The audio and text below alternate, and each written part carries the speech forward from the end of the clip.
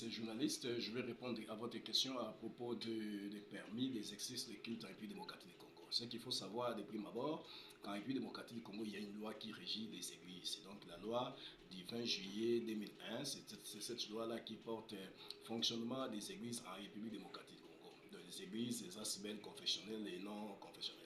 Alors quand vous lisez la fameuse loi de la dite loi, de bout en bout, vous allez vous rendre compte que les mots permis d'exercice de culte n'existait pas. Donc c'est une création qui est d'abord illégale. Ça c'est la compréhension du pasteur. Parce que tout doit être légiféré ou bien tout doit tirer son origine dans la loi de notre pays.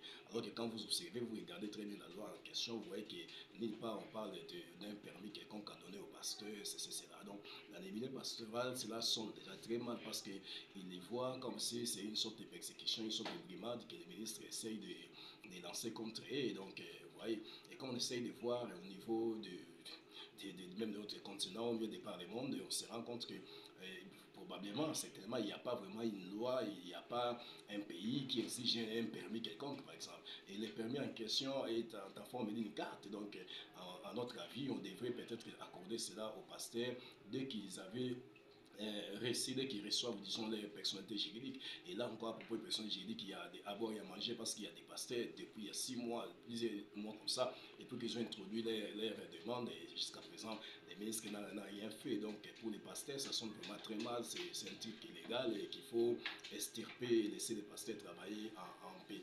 Donc, nous voyons de l'autre côté que les ministres veulent se servir de cela pour des fins lucratives parce que là, c'est l'État, c'est une taxe illégale également, donc on ne comprend pas. Et mais s'il voulait peut-être introduire cela, il devrait par contre commencer d'abord à créer une loi y afférente et ensuite appeler les pasteurs y adhérer. Donc là, c'est vraiment une décision cavalière qui fait mal et qui inquiète les milieux pastoraux en République démocratique du Congo. Merci beaucoup.